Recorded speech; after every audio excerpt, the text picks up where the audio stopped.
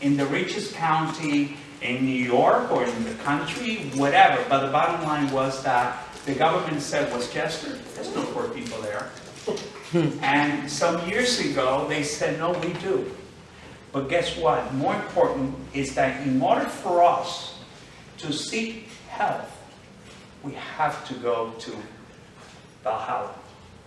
And transportation in those days, we're talking about the 1960s, folks, and the 1970s. Wow. So from here, from Peekskill, you will have to, the only way to seek healthcare, you needed to go to Valhalla, to grassland, as they mentioned.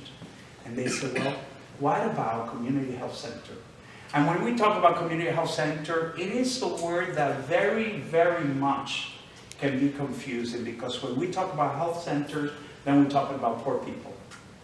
Then we're talking about people who are, and that's the perception that we had given to that. Where indeed, it is a place where you can basically receive help. Is it like a clinic? Thank you. And be careful, because when we talk about clinics, depending on the country that you come from, clinics is something private in my island. Community health center, it is either hospital or clinics, and clinic is something that only people with money goes, or people with. And this no, we talk about different. A clinic is like.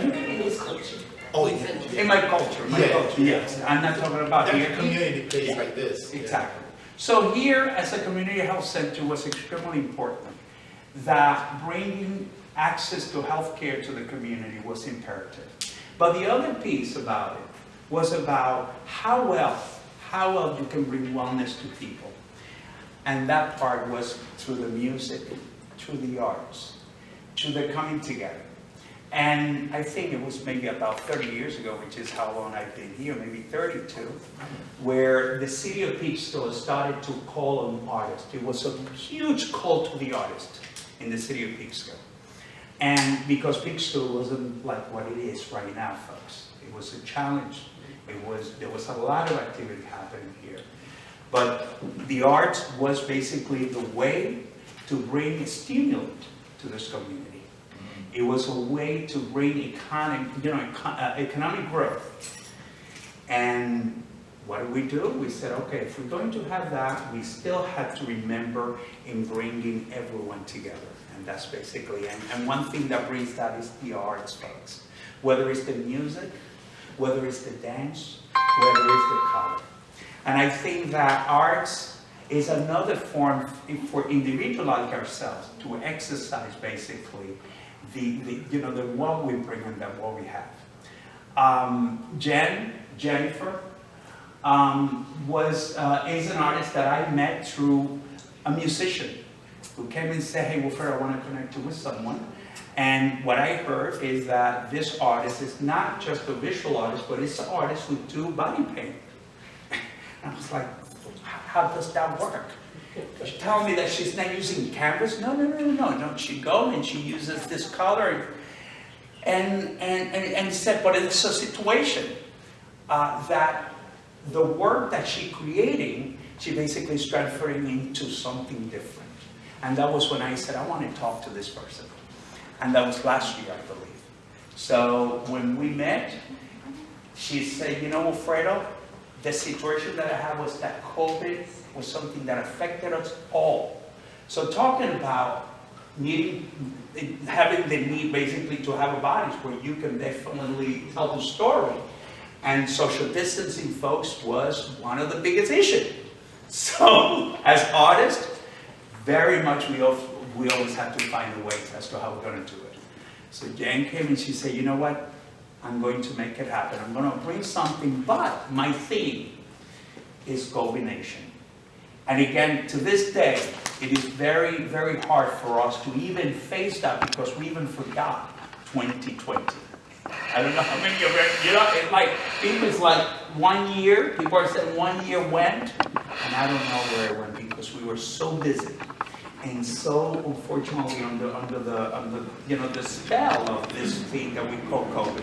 So I would like to bring the artist who is going to tell us the story, but not only the story about the techniques that she has been using, but also about the story in terms of how the subject came to life. Jen.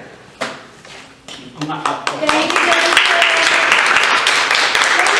coming. I can't believe so many of you have come to see what I've done, and it means so much to me because, you know, as an artist, if we don't get them seen, they just sit in our houses. So it's nice to be able to bring it into the community because that's the whole point, right? We want to create the symbols and put them down on some kind of medium so that we can share our ideas. So thank you so much for coming. So I was always a painter, and you know, I studied it in school and everything, and I went on to teach.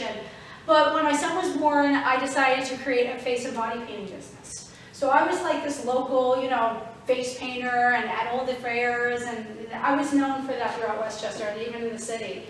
So, but when COVID hit, it was like, oh my gosh, that's my livelihood. You know, I'm one of these people that's losing my business. What am I going to do? It's now illegal to touch people, so I definitely can't do that. The nature of what I did was so intimate, and really, like, you know, I was just in everybody's space. It was an impossibility. So when I felt the urge to create, I said, I have to go to 2D work again. I have to bring, you know, get some canvases out. Problem is I didn't have any canvases, and I had no money to buy any canvases. So I was like, okay, what do? I have to just, you know, let's get real, let's see what I have, and look at the material that I have around me. So what you see is basically many of my signage. It's signage from my face painting set. So this first one here, I really want to point this out because if you, and I showed Wilfredo this when I was putting it up, if you turn it around, you'll see that the back of it is a chalkboard. And the chalkboard was used at my face painting tent where I would make all the kids put their names on it. And so everyone knew where they were in order without having to stand in line. So the parents just thought this was genius, right? But that's not for sale because it's so meaningful to me because it was my first piece. And I said, oh my gosh, like, I have to decide, am I going to apply paint to this? Because if I apply paint to this, then I can't use it anymore, and I'm definitely giving up my business. And I said, you know what? I think I'm going to go in that direction because this is too important. I need to record my feelings about what's going on. I'm from NeuroShow. So when it was coming in and everyone was saying, oh my gosh, it's from NeuroShow, it's coming in, I was like, oh my God, you know. At the time with COVID, my son was sick when it broke out in March. And he was very sick. He had all the coronavirus tests, but not COVID-19 tests. It wasn't allowed. The state wouldn't allow. Remember, we had to shorten tests. So we were approved by Albany to go get this test in NeuroShow. And when we went down, that's when it hit me. And I think it hit me earlier than many people during the COVID experience because I saw that, you know, the National Guard was in NeuroShow, my hometown. And I saw that there were hazmat suits, and there was caution yellow tape, and I was like, they know something that we don't know, you know? And it was on, I remember it was on March 17th, St. Patty's Day. So after this whole experience, I was like, oh my God, you know, like, and he ended up being fine, by the way. He didn't have coronavirus, so it was kind of like an asthma that kicked in. But what this was all about for me was really trying to say, hey, you know, let's move past this. Look who the warriors are on the front line. That's what this is called, the front line. These are the people that were bringing, you know, really the war to the streets with making sure that people were able to get in and out of these hospitals. I had such compassion for them. And again, the hot Z, the hot zone, is NeuroShow. So that's my whole thing with that. The second piece, if you see, I don't know if you can notice, there's grommets. And again, like these were pieces that were just hanging in my tent, and each one of them had a bunch of like 8x10 pictures of all the different face painting designs that I would do. And I was like, well, now it's going to be something else. And again, applying the body paint to these canvases, at first I was like, well, it's not going to be long term. I know that, you know, at some point this is going to disintegrate. And then when I realized that pieces started developing more and more, I said, you know what?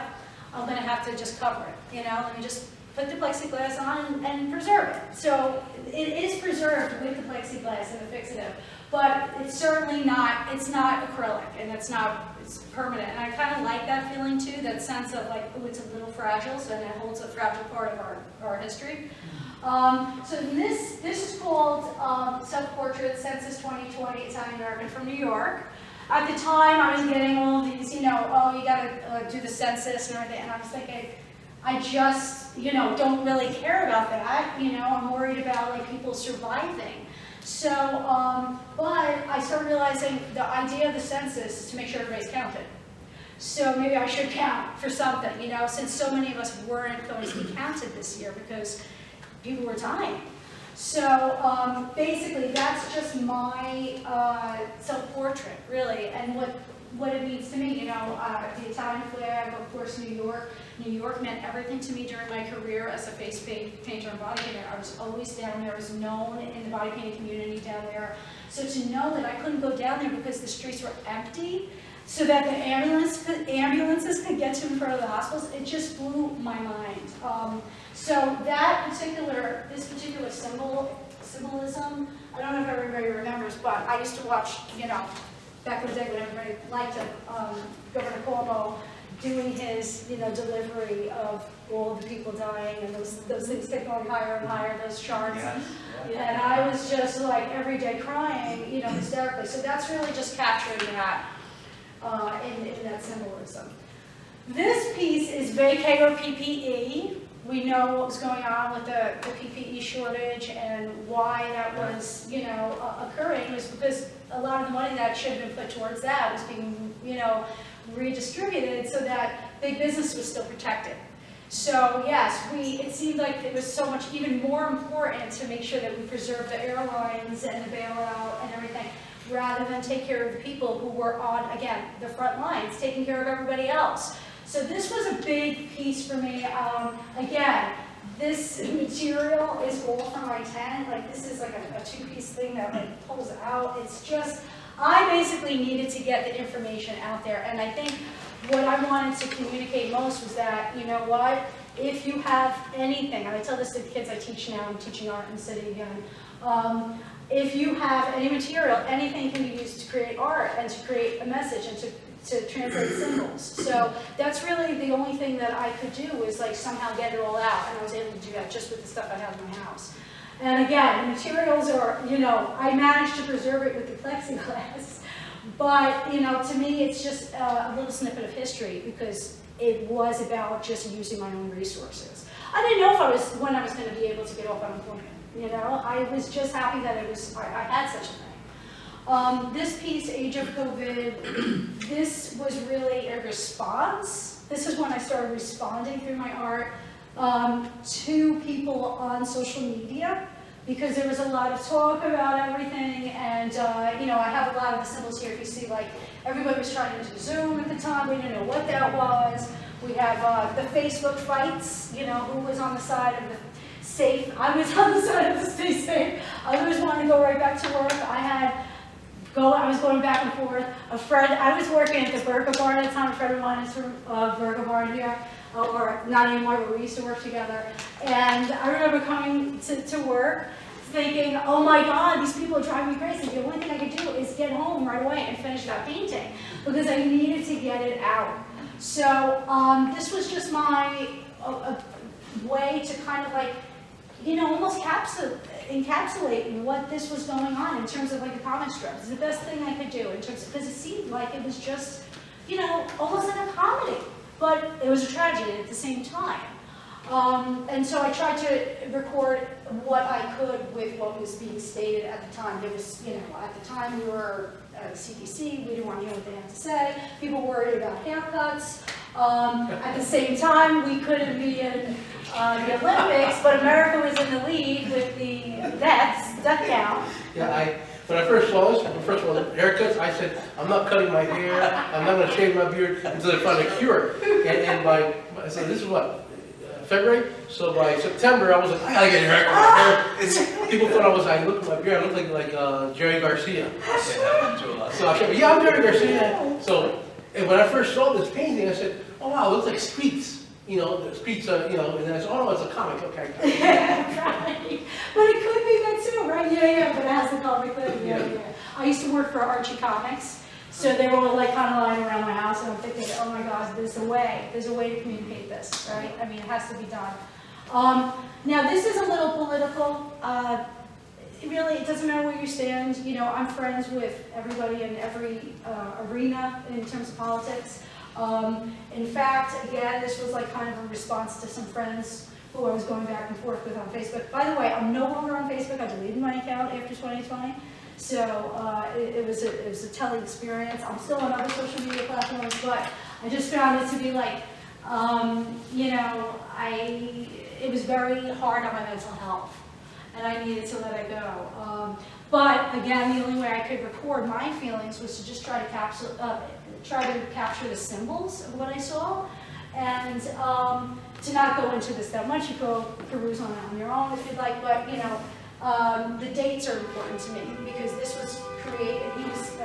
Trump had said this on November 7th. I recorded it on December 6th. It took me like a day, like a full, probably about 12 hours to do. The thing about the paintings, I tried to complete them between like 10 and 15 hours, like straight, because that's how we did the body painting, because you can't have a model standing there for more than 8 hours. So it was me trying to commit to using the paint in the way it was supposed to be used. So I tried to do that, and the funny thing is, in me doing that, only a month later, we had the insurrection. So I thought, you know, it was pretty telling that it was great to be able to record it real time and then have it stand for something. And that's where I come to this painting, because the power of a dream, you know, I'm going to talk about this one first. You know, I mean, I tried to record it in symbols as best as I could. I don't even know if I have to say much about it. We all know what happened.